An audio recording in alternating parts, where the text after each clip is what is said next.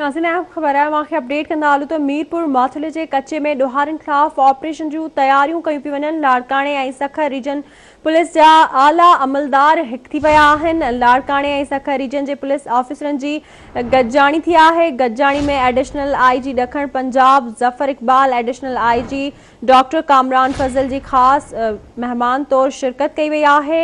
DIG Sukkur फिदा Hussain Mastoi, DIG Larkana Nasir Aftab समेत SSPs भी गॾिजाणी में शिरकत कई आहे। इन हवाले से राब्तो कयो आहे मीरपुर माथुले में आवाज़ TV जे रिपोर्टर लतीफ़ असीर सां। जी लतीफ़।